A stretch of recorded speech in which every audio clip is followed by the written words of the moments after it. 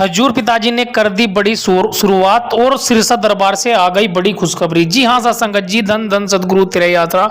सदगुरु जी की प्यारी सत्संगत जी, हजूर पिताजी ने किस बड़े मुद्दे की शुरुआत कर दी गई है हजूर पिताजी के द्वारा, और किस काम को जो है स्टार्ट कर दिया गया है जिससे सभी सत्संगत को जो है खुशी की खबर का अनुभव होगा।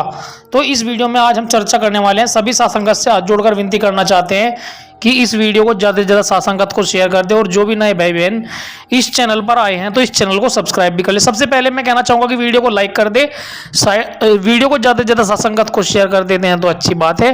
प्लस में ही वीडियो को लाइक भी कर देते हैं तो अपने आप ऑटोमेटिकली सभी सत्संगत के पास यह वीडियो पहुंच जाती है। सत्संगत जी, जैसे कि आप सभी को पता है कि हजूर पिताजी इस वक्त सिरसा दरबार में है, और सभी सत्संगत बहुत दिनों से इंतजार कर रही थी कि हजूर पिताजी जो है सिरसा दरबार से बरनावा आश्रम में कब पहुंचेंगे। सभी सत्संगत को यह सूचना मिल भी चुकी थी कि हजूर पिताजी पिछली बार की तरह जो है बरनावा आश्रम में पहुंचेंगे, और बरनावा आश्रम में जो आलीशान डेरा बनाया गया है वहां पर जो है कुछ जो है नए हेड ऑफिस और कुछ जो है संस्थान अलग से भी खोले गए हैं, जिसमें जो है मानवता भलाई के कार्यों की तरह जैसे स्कूल वगैरह या कोई भी कैंटीन वगैरह, या हजूर पिताजी के द्वारा जो 13 आवास नई बनाई गई है उसका जो उद्घाटन हजूर पिताजी के हाथों के द्वारा कर कमलों के द्वारा होना था।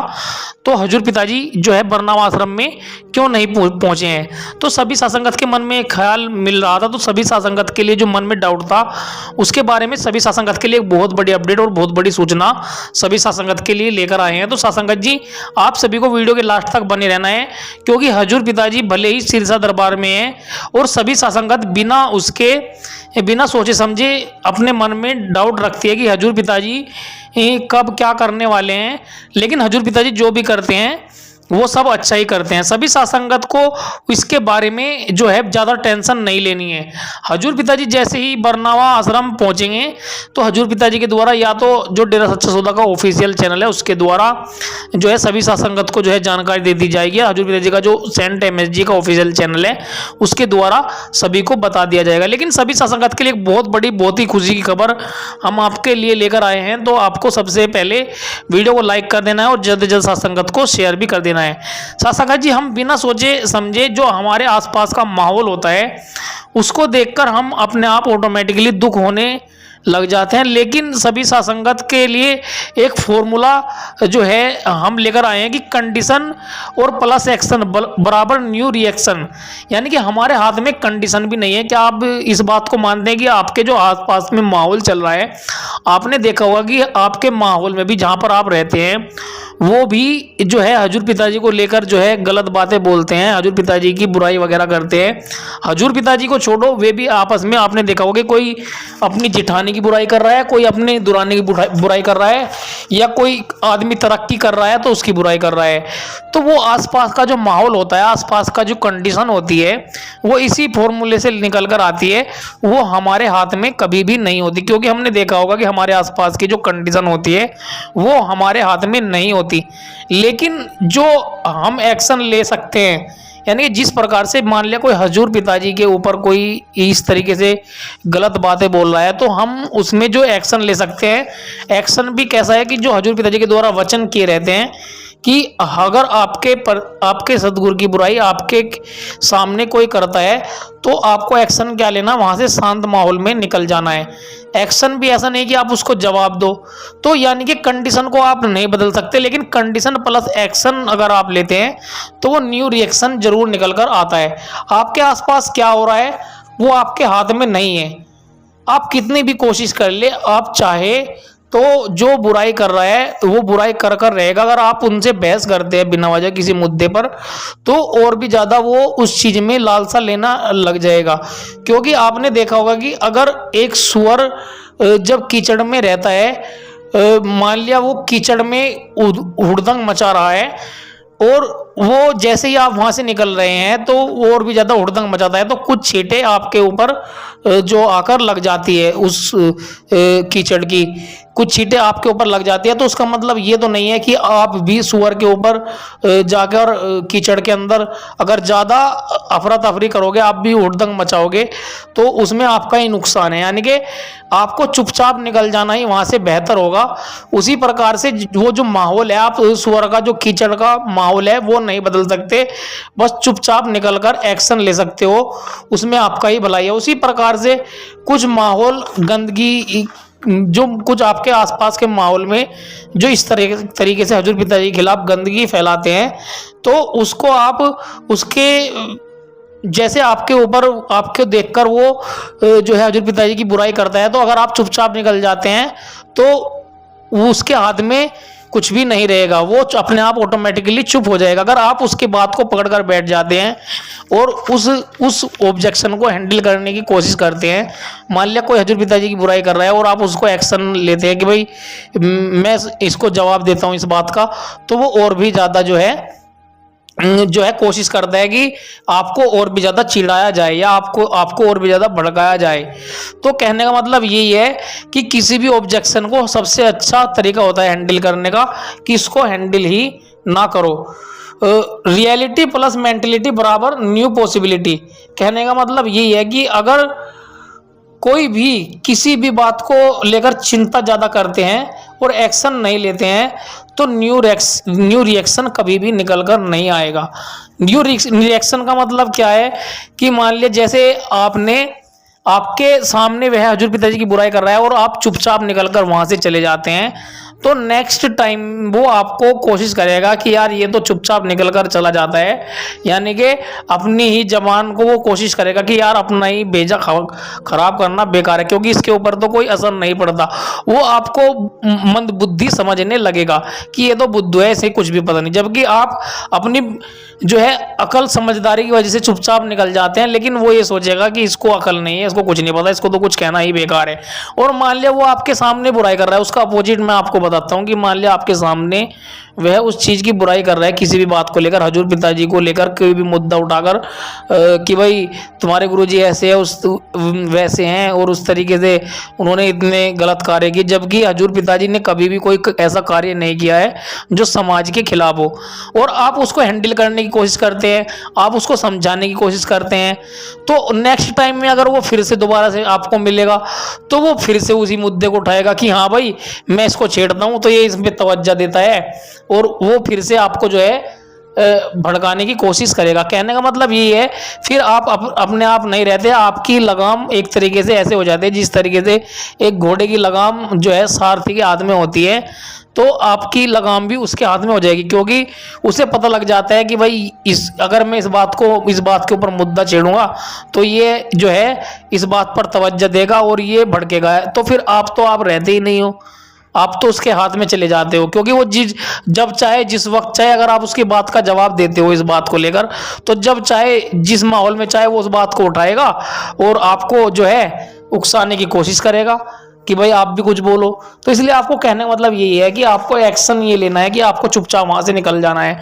हजूर पिताजी यही वचन करते हैं कि अगर कोई जो है इस तरह की बातें करता है, कोई किसी की बुराई करता है, तो आप वहां से चुपचाप निकल जाना ही आपके लिए बेहतर होता है। हालांकि हजूर पिताजी की बुराई छोड़ो, आपके आसपास के माहौल में भी हजूर पिताजी हमें सत्संग में ये वचन करते हैं कि आपके आसपास के माहौल में भी जब कोई बुराई करता है, अगर आप सुनते भी है तो उसका असर आपके ऊपर भी आने लग जाता है, क्योंकि बहुत इंसान ये सोचते हैं कि हम तो बुराई करते ही नहीं, सामने वाला ही बुराई कर रहा है, हम तो सिर्फ बैठे रहते हैं, हम तो सुनते रहते हैं। सत्संग जी, बुराई करना भी गलत है और बुराई सुनना भी गलत है, क्योंकि आप अगर मान लिया जिस माहौल में रहते हो, तो एक ना एक दिन जिस तरीके से आप सिगरेट पीने वाले के पास में बैठते हो, और भले ही आप सिगरेट नहीं पीते हो और आप तो ये कहते हो कि मैं तो पीता नहीं हूँ, बस मेरे दोस्त पीते हैं, मैं तो खाली उनके पास बैठा रहता हूँ, लेकिन एक दिन ऐसा आता है कि आप भी जो है सिगरेट एक ना एक दिन आपका भी मन जरूर करेगा, भले ही वे आपके दोस्त ना बोले कि भाई आप मत पियो, लेकिन एक ना एक दिन आपका मन भी ऑटोमेटिकली करेगा कि चलो एक दिन तो पीकर देख ही लेते हैं, भले ही मैं डेली नहीं पीऊंगा लेकिन एक दिन जरूर पीकर देख लेता हूँ। तो एक ना एक दिन ऐसा मन जरूर करता है। तो इसलिए आपको ऐसे लोगों के पास भी नहीं बैठना चाहिए जो बुराई करते हैं। भले आप बुराई ना करते हो, लेकिन जो है उसका असर आपके ऊपर धीरे धीरे जरूर होने लगता है। क्योंकि इस संसार में आपने देखा होगा कि कुछ बहुत लोग ऐसे होते हैं कि वो दूसरे को जो है सुखी देखकर सुख नहीं है, दूसरे के दुख से ज्यादा सुखी है। इस संसार में सभी लोग दुखी है, ये तो मानते हैं सासंगत जी, सभी मानते होंगे इस बात को। तो इस बात को अगर आप भी मानते हैं तो कमेंट बॉक्स में जरूर बता सकते हैं। हजूर पिताजी जो है बरनावा आश्रम में कब पहुंच रहे हैं? बताया जा रहा है कि हजूर पिताजी जो है अभी हजूर पिताजी की जो पैरोल फरलो बची हुई है, हो सकता है कि हजूर पिताजी सिर्फ उद्घाटन करने के लिए ही बरनावा आश्रम में पहुंचे। लेकिन जो है अगर हजूर पिताजी बरनावा आश्रम में पहुंचते हैं तो सबसे पहले हम इस वीडियो के माध्यम से आपको जानकारी देंगे, इसलिए आपको इस वीडियो को लाइक कर देना है। और जो भी नए भाई बहन इस चैनल पर आए हैं तो इस चैनल को सब्सक्राइब भी कर लेना है, क्योंकि इस चैनल पर हम डेली सच्चे सौदे की जो है हर एक खबर टाइम टू टाइम डालते रहते हैं। आपको उन बातों से दुखी नहीं होना है, क्योंकि आपने देखा होगा इस संसार में ज्यादातर क्या सभी लोग दुखी है। इस बात को गौतम बुद्ध ने भी कहा था कि जो है जीवन दुखों से भरा हुआ है। अध्याय 2 में और श्लोक नंबर 11 में भगवान श्री कृष्ण भी यही बात बोलते हैं कि नानक दुखिया सब संसारा। हमें किस बात पर दुखी होना है या किस बात पर दुखी नहीं होना है, भगवान श्री कृष्ण ने भी इसी बात को बताया है, जो हजूर पिताजी हमें अक्सर समझाते हैं और सत्संग में यही बात बोलते हैं। क्योंकि हम उन बात को लेकर ज़्यादा दुखी होते हैं जो बात दुख करने लायक होती ही नहीं है। जो है हमारे जीवन में 3 प्रकार से हमारे जीवन में दुख आता है। हजूर पिताजी हमेशा ये बात बोलते हैं, क्योंकि आपने देखा होगा कि हजूर पिताजी अब वापिस सुनारिया धाम में जाएंगे और उस बात को लेकर कुछ सत्संगत जो है दुखी होने लग जाएगी। हजूर पिताजी वापिस सुनारिया धाम में जा रहे हैं, जबकि वो बात दुखी करने लायक है ही नहीं। क्योंकि जीवन में जो देखो 3 तरीके से इंसान के जीवन में दुख आता है। एक तो मान लिया बाइक पर जा रहे हो आप, ऑटोमेटिकली आपके सामने कोई जानवर आ जाता है, वो भी आपके हाथ में नहीं है, ठीक है। एक दूसरे प्रकार से दुख आता है कि आपके सामने ऑटोमेटिकली कोई आपको फोन आया किसी का जो है मान लिया किसी को चोट लग गई, तो वो भी आपके हाथ में नहीं है, लेकिन जो एक्शन है वो आपके हाथ में जरूर है। सत्संग जी 3 प्रकार के हमारे जीवन में दुख आते हैं कि जो तीसरा जो एक्शन है कि हमें किस बात को लेकर दुखी होना है और किस बात को लेकर दुखी नहीं होना है। मान लिया हजूर पिताजी जो है जेल में वापस जाएंगे और हम जो है अपने मन में जो है दुखी होने का एहसास करेंगे, तो ये हमारे हाथ में है, हमें इस बात को लेकर दुखी होना है या नहीं होना है। हालांकि हम हजूर पिताजी को अपनी जान से भी ज़्यादा प्यार करते हैं, लेकिन आप सभी सत्संगत को उस बात पर दुखी नहीं होना है। हजूर पिताजी भी यही बात बोलते हैं कि जब हजूर पिताजी से ये बात बोली गई थी कि हजूर पिताजी जब आप सुनारिया जेल में जाते हो तो हम अपने आप को यतीम सा महसूस करने लगते हैं, लेकिन हजूर पिताजी ने इस बात को बोली थी कि आपने इस बात को कैसे बोल दिया, इस बात को बहुत गलत बताई थी। हजूर पिताजी ने ये बात बोली थी कि सत्संगत जी अगर आप खुश रहते हैं, हम आप सभी सत्संगत को अपना बच्चा मानते हैं, अगर आप सभी सुखी रहते हैं, खुश रहते हैं, तो हम भी खुशी रहते हैं। तो ये बात वहीं से निकल कर आती है जो अध्याय 2 में और श्लोक नंबर 11 में भगवान श्री कृष्ण ने बोली है कि हमें किस बात पर शोक करना है, किस मुद्दे पर दुखी होना है, कौन सा मुद्दा दुखी होने लायक है या कौन सा मुद्दा दुखी होने लायक नहीं है।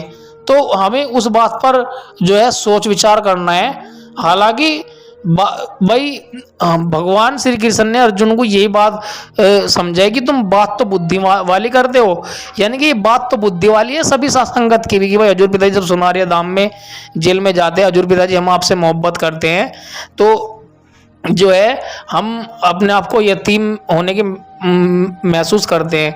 तो वही बात हजूर पिताजी बोल रहे हैं कि आप सभी सत्संगत करते हो तो बात बुद्धि वाली, लेकिन ये बात तो दुखी होने लायक है ही नहीं। सत्संगत जी दुखी होने लायक तो वो बात है कि हम कितना सिमरन जो है हमने ले रखा है हजूर पिताजी से, कि हजूर पिताजी को वापिस सुनारिया धाम से बुलाने के लिए सभी सत्संगत ने जो भजन सिमरन ले रखा है उस भजन सिमरन को कर रहे हैं या नहीं कर रहे हैं। अगर हम नहीं कर रहे हैं तो वो बात दुखी होने लायक है, और हम दुखी होने लगते हैं कि इस बात पर कि हजूर पिताजी सुनारिया धाम जेल में जा रहे हैं। भाई हजूर पिताजी कोर्ट और कानून का सम्मान कर रहे हैं, उनकी आज्ञा का पालन कर रहे हैं हजूर पिताजी, तो हमें उस बात पर दुखी नहीं होना है। हमें तो और इस बात को खुशी होनी चाहिए कि हजूर पिताजी कोर्ट और कानून का सम्मान कर रहे हैं, और हमें दुखी होना चाहिए इस बात पर कि हजूर पिताजी के लिए हम सुमरन नहीं कर रहे हैं। हमें जो है दुखी होकर बहुत ज़्यादा सुमरन करना चाहिए और परमात्मा से अरदास करनी चाहिए, सेवा सुमरन करना चाहिए और ज़्यादा से ज़्यादा परमार्थ करना चाहिए और समाज का भला करना चाहिए। और समाज का भला करने के बाद जब भगवान से हम दुआ करते हैं हजूर पिताजी के लिए, तो भगवान हमारी दुआ जरूर सुनेगा और हजूर पिताजी को हमारे बीच में जरूर भेजेगा।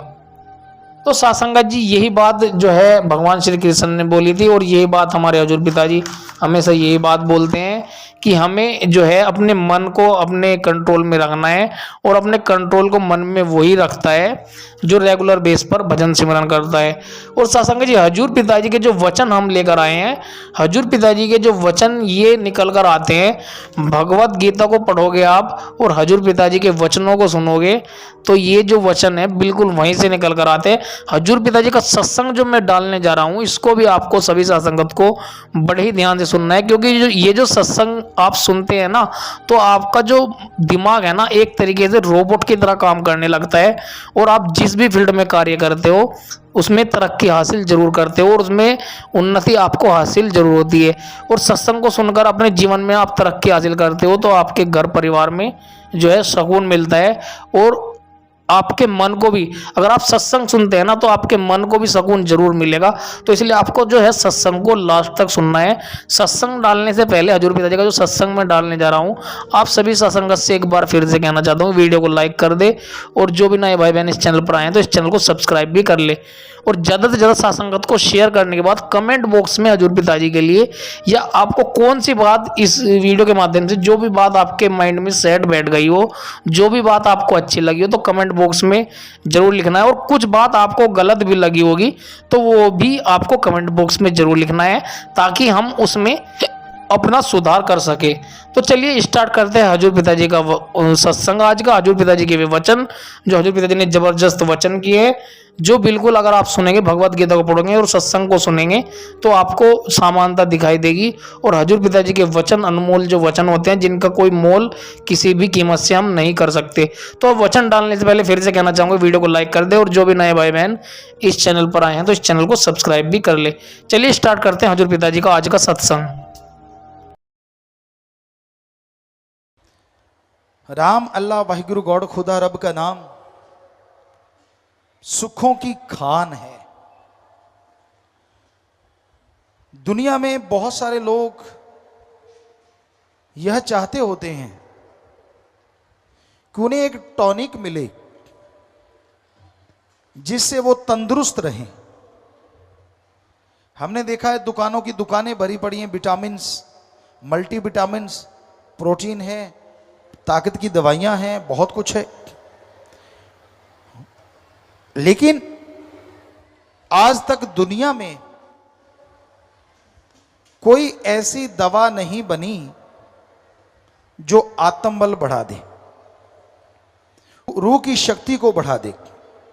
आत्मबल, रूहानी शक्ति बढ़ाने के लिए एलोपैथी, होम्योपैथी, आयुर्वेदा, नेचुरोपैथी, किसी भी पद्धति में कोई औषध, कोई दवा नहीं बनी। हाँ, एक दवा है जिससे आत्मबल बढ़ाया जा सकता है, आत्मबल को बुलंदियों पे ले जाया जा सकता है, और वो दवा है ओम हरि अल्लाह वाहिगुरु का नाम, गुरु मंत्र, कलमा, मेथड ऑफ मेडिटेशन, वो तरीका। उस तरीके से अगर आप जाप करते हैं या उस तरीके को आप अपने जीवन में अपना लेते हैं तो आपका आत्मबल बढ़ता चला जाता है। कईयों को समझ नहीं आती कि आत्मबल क्यों बढ़ाएं, आत्मबल बढ़ाने से क्या मिल जाएगा। आत्म बल जब खत्म हो जाता है, लोग जीती हुई बाजी हार जाते हैं। आत्मबल जब खत्म हो जाता है तो 100% काम करने वाली दवा भी 10-15% काम करती है। आत्मबल जब गिर जाता है, आदमी को जीना मुश्किल हो जाता है। आत्मबल जब गिर जाता है, कुछ भी अच्छा नहीं लगता, नेगेटिव नेगेटिव और नेगेटिव ही थॉट्स आते हैं। आत्मबल जब बढ़ जाता है तो हारी बाजी लोग जीत जाते हैं। प्रैक्टिकली किया है हमने। ऐसे ऐसे बीमार और उनको दी गई दवा जो 10% काम करती है, जब वो आत्मबल हासिल कर लेते हैं, वो 10 के साथ एक जीरो और लग जाती है, वो दवाई 100% काम करती है। All India institute medical science में पता कर लीजिए। बहुत से डॉक्टरों ने ऑल पीजीआई चंडीगढ़ में भी देखा है कि जिनको उन्होंने बोला कि ये तो मरेंगे 1-2 महीने में, 15 दिन में, 15-15 साल हो गए वो लोग जिंदा हैं, आत्म बल के सहारे, ओम हरि अल्लाह राम नाम के सहारे। तो इसलिए हम कहते हैं कि आत्म बल अति जरूरी है। आत्म बल के बिना बहुत मुश्किल है जिंदगी में खुश रह पाना। आत्म बल से टेंशन नहीं रहती, डर नहीं रहता।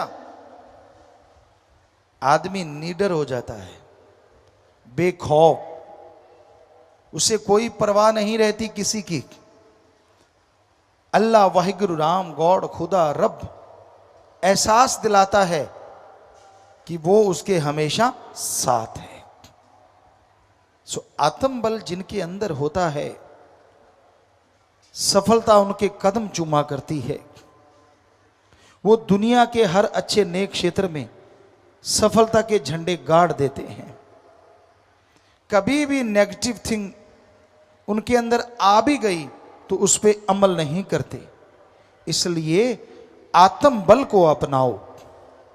और आत्म बल के लिए जैसा आपको बताया है, कोई पैसा, कोई चढ़ावा आपको देना नहीं पड़ता, कोई धर्म मजहब आपको छोड़ना नहीं पड़ता, कोई घर परिवार छोड़ के जंगल पहाड़ों उजाड़ों में जाना नहीं पड़ता, बल्कि आप अपने घर परिवार में रहते हुए, अपने धर्म मजहब में रहते हुए सुमरन करते रहो, भक्ति इबादत करते रहो। यकीनन आपका आत्म बल बढ़ता जाएगा और उस आत्म बल के सहारे आप बुलंदियों को छू जाएंगे। कितना आसान है अपने विल पावर को बढ़ाना, आत्म बल को बढ़ाना।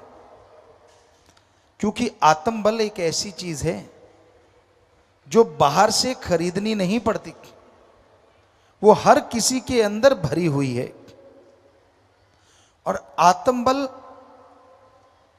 जिस तरह उदाहरण के तौर पे दूध से मक्खन लिया जाता है,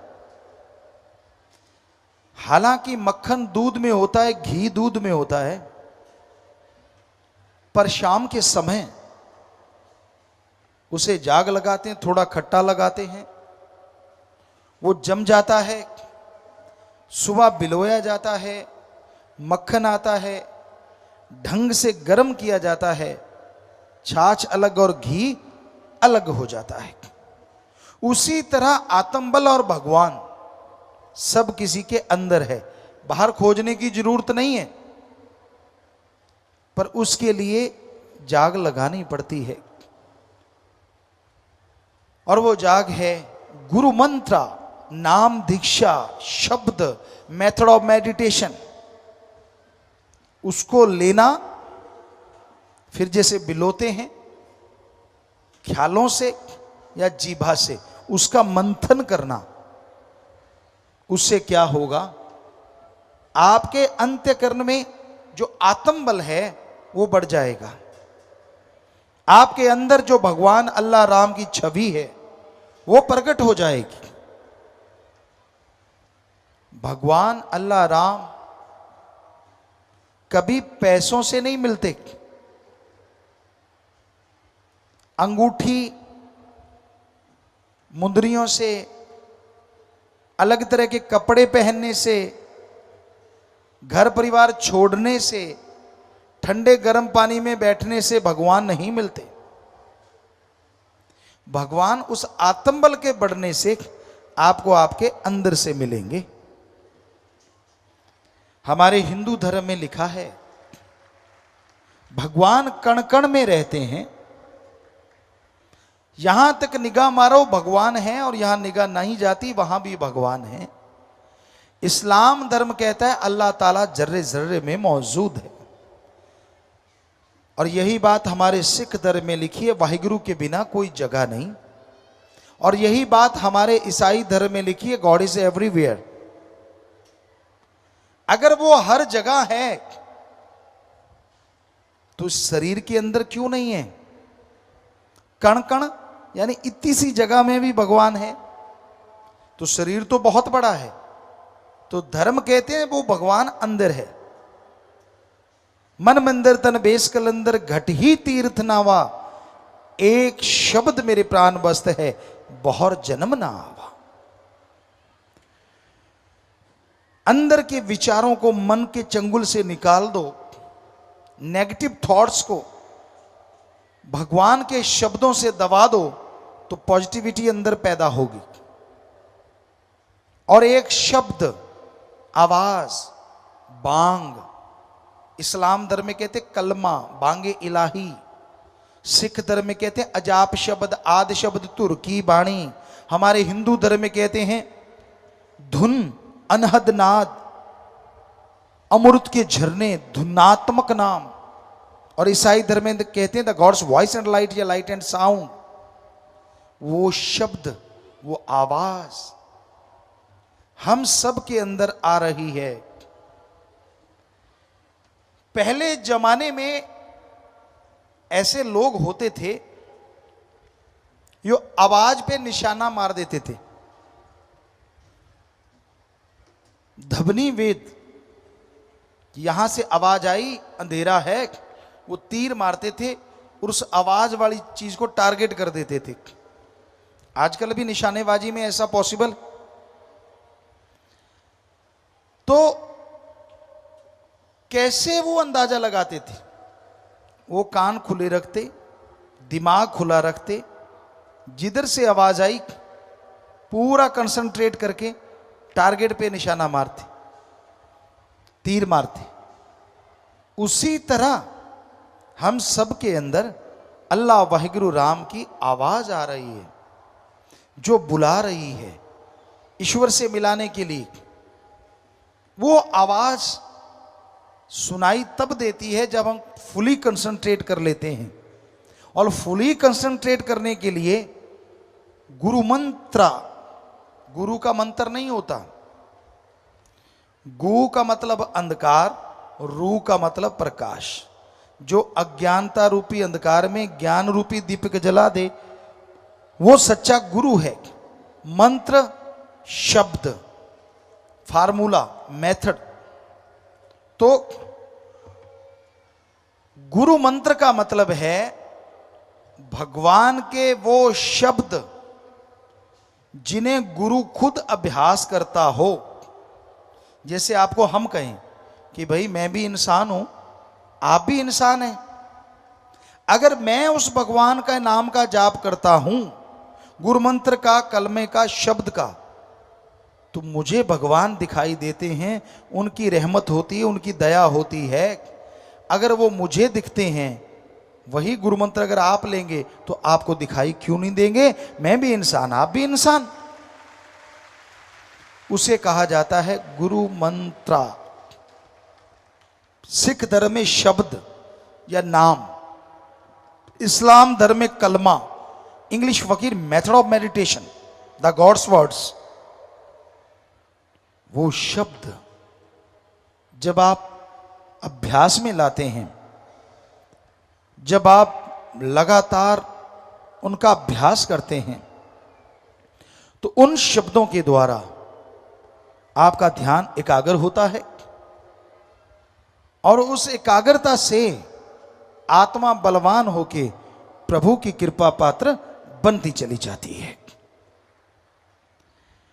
आत्मबल बढ़ता चला जाता है और आपके अंदर आत्मिक शक्तियों के जागृत होने से आपको वो खुशियां मिलती हैं जिसकी आपने कभी कल्पना नहीं की होती। कई काम ऐसे होते हैं, आदमी उसमें सक्सेस होना चाहता है, सफल होना चाहता है, लेकिन कुछ शक्तियां हैं जो अच्छे नेक कामों में आपको सफल नहीं होने देती। उदाहरण के तौर पे काम वासना, क्रोध, लोभ, मोह, अहंकार, मन और माया, ये 7 का इतना चक्रव्यूह है कि आपको अच्छे कामों में सक्सेस नहीं होने देते, भगवान की भक्ति में अड़चने पैदा करते हैं ये 7। आप भक्ति कर रहे हैं, आपके अंदर काम वासना उठ गई। आप भक्ति कर रहे हैं, आपको किसी बात पे क्रोध आ गया, मोह ममता जाग गई, लोभ लालच पैदा हो गया,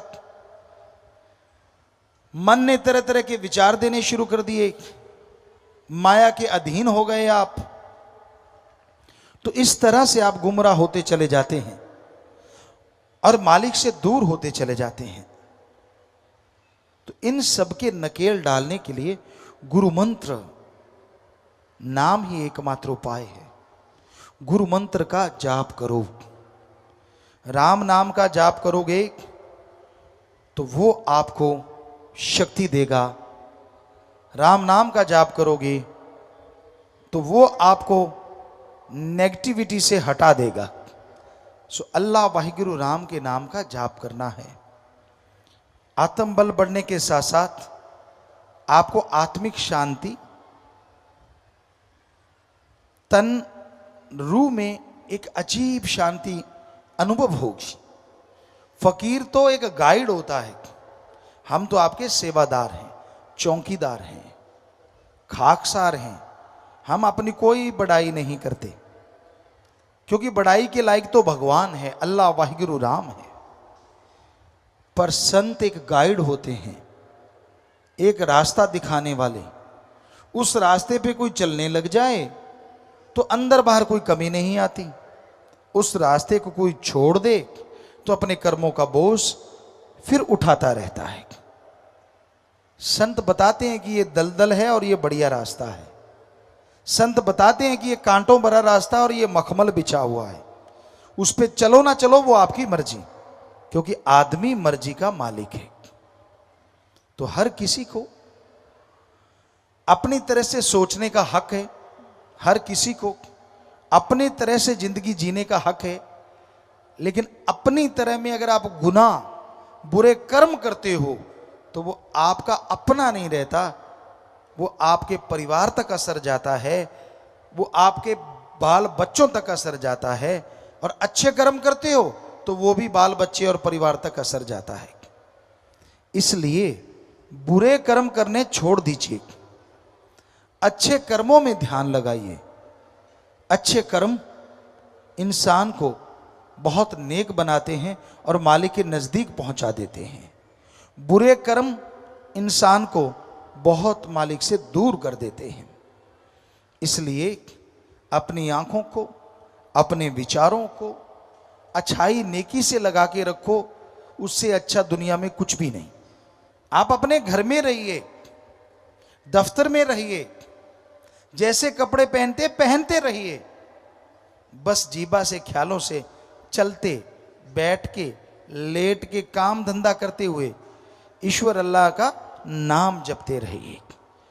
राम नाम का सुमरन, अल्लाह मालिक की भक्ति इबादत जो आप जीबा से दोहराएंगे, वो बहुत ही फलदायक होती है।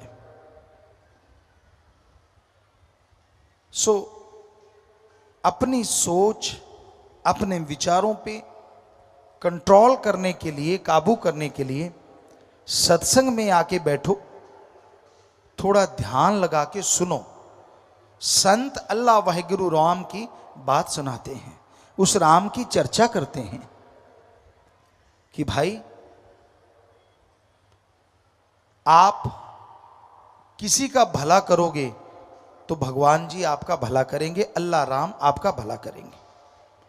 बीमार का इलाज करवा दो, भूखे को खाना खिला दो, प्यासे को पानी पिला दो, मरणोपरांत आंखें दान, शरीर दान, जीते जी ब्लड डोनेट, आप गुर्दा तक दान कर सकते हैं। यहां हजारों की तादाद में लोग एफिडेविट भर चुके हैं कि हम गुर्दा दान करेंगे अगर किसी को जरूरत होगी तो, लीगली तौर पे। तो ये दान है जो फलते फूलते हैं। हमारे धर्मों में ये लिखा, सच्ची बात कोई बताता नहीं। वेदों में लिखा है 7वां या 15वां हिस्सा, सिख धर्म में 10वां दसौन